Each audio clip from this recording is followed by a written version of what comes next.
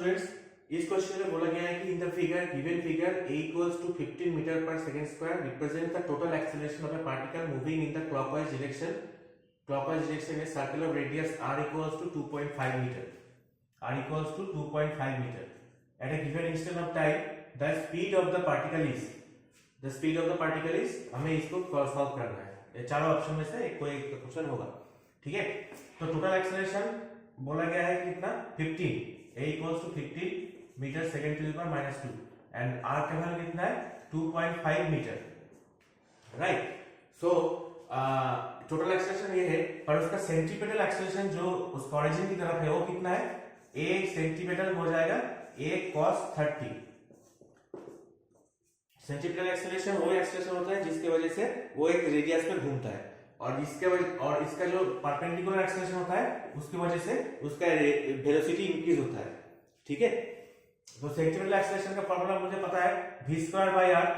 उस इंस्टेंट पे उसका वेलोसिटी कितना है, उस इंस्टेंट पे उसका वेलोसिटी डिवाइडेड बाय r. इसका formula v²/r equals to a cos 30 degree. v²/r v हो जाएगा root under ar cos 30 degree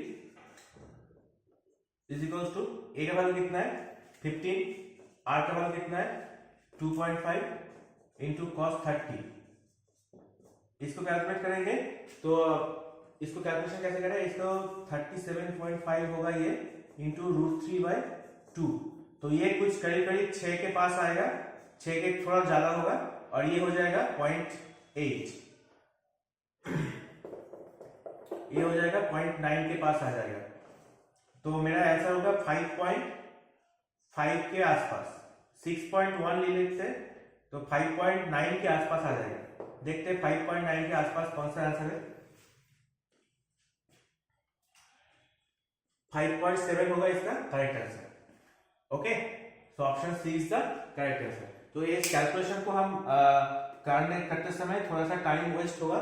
हाँ, तो इसको 5 मेरा आंसर 6.2 क्यों नहीं आया, 5.5 से 6 के बीच में तो ये आंसर आना चाहिए ना, क्योंकि ये 6 से छोटा ही होगा, क्योंकि 37.5 का स्क्वायर रूट है 6.1 के आसपास, और 3.7 का है 9, तो ये हो जाता है कितना 5.9.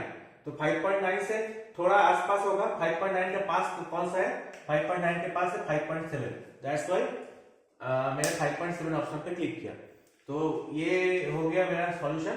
इस टाइप का क्वेश्चन को सॉल्व करने के लिए मेरे चैनल को सब्सक्राइब कीजिए.